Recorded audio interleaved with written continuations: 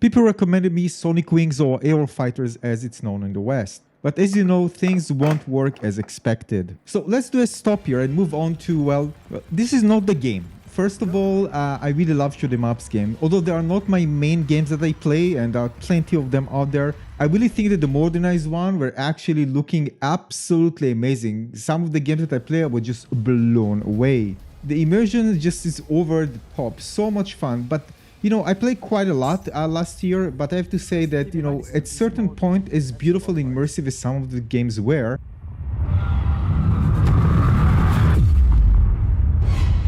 I wasn't blown away.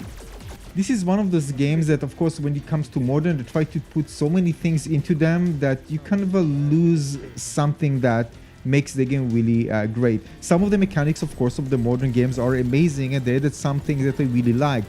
But eventually, when I look at the things that I didn't like, there are quite a long list of things that just degraded the experience for me. And it's quite unfortunate, especially, by the way, for this particular game. This is Signy All Guns Blazing. So it wasn't easy for me to get a shoot 'em ups, but people recommend getting Sonic Wings, which is considerably cheaper than the SNES version. And because it's an action game, it's not really important. You don't need to know Japanese in order to play it.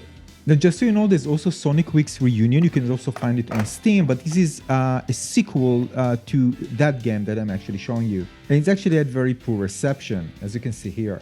Now, the game was initially released in the arcades in 1992, and then for the Super Nintendo Entertainment System in Japan in 1993 and North America in 1994. But this game is old. Will it work?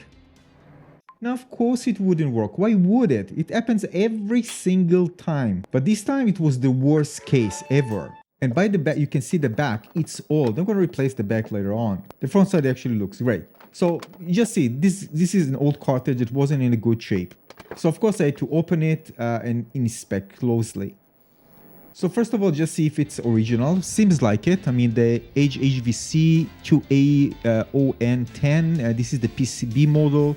The motherboard basically of the cartridge with the 2A signified it has 2 ROM chips and no save battery. There's also the HW0P0 and P1. This is the first one is the first half of the game data that contains the core engine, the initial levels, for what I read, and the second half of the game's data is in the second one that contains also music, graphics, and later levels. You can also see the D411A. This is the local chips on the left side. And logic chips, you can see the date code and capacitors.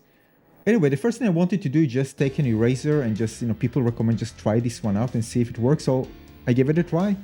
So I can definitely see that it actually took a lot of the dirt out and was actually very dirty. After that, actually without alcohol, I just tried to rub it even more just to take, of course, also the debris out.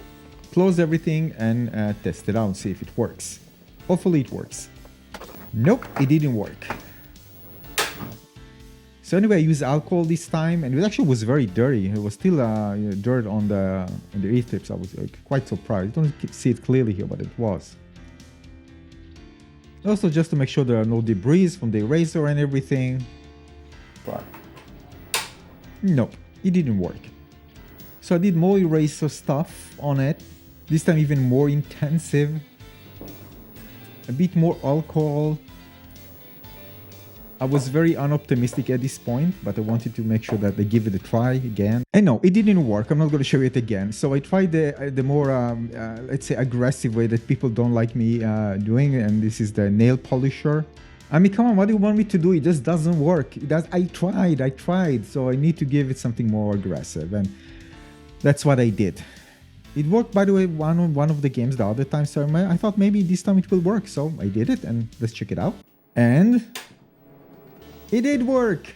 Unbelievable! Oh my god, it's working.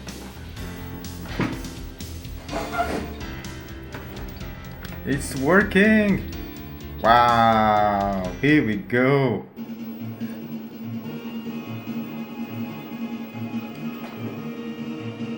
I just can't believe it.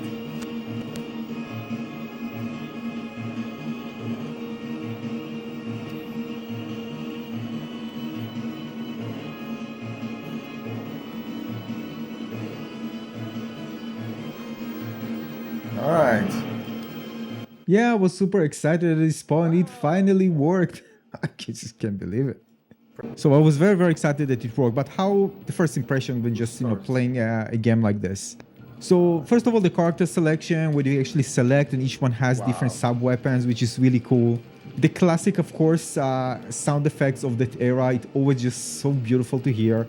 Also, by the way, for this specific game, the speakers, which I think are more bass heavy, they actually were perfect here because it reminds me of the sound, the kind of boomy sound of the cabinets of the arcades back in the days.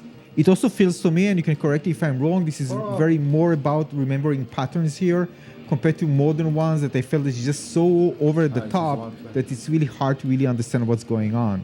But they do balance it with some over-the-top type of power-ups, of course, so you can actually handle it. But I don't think this is the case here. But again, I just started playing, but immediately I felt that it's different compared to other shoot-em-ups that I played. Anyway, it might be that's the onboarding. I'm just saying it felt good, at least based on first impressions. Of course, some of the visual effects like explosion were kind of looking a bit silly if you just judge them for modern eyes compared to what we have now, of course.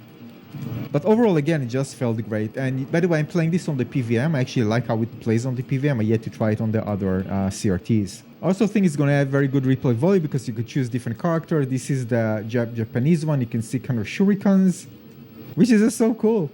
Aside from that, the really unique levels. This is immediate. You can see it. It's not like some of the one that I played. It's all about kind of alien world. It doesn't really feel that. Even the bottom of some of the shmups is just kind of very dark to create atmosphere and contrast, which I like, by the way, as well, but it loses the unique feeling of each level. And this is exactly what I felt when I played Signy All Guns Blazing. All the levels just felt the same. It was disappointing in that aspect. So when I get into this game, suddenly things changing and it's all about, unique levels. It just felt great.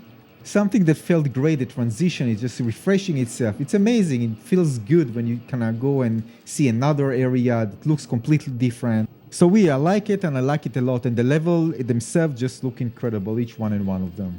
So it's still immersive, but aesthetically different. It just delivers it in a different way. And I have nothing against each one. I'm just saying as long as it doesn't come instead of a great gameplay. So overall, really fun, arcadey feeling. It feels great. I really, really enjoy it. Now it's time, of course, just to get better. So it is difficult for me, but I do feel that it's fair. Because again, I play like, an hour so far before I share this video.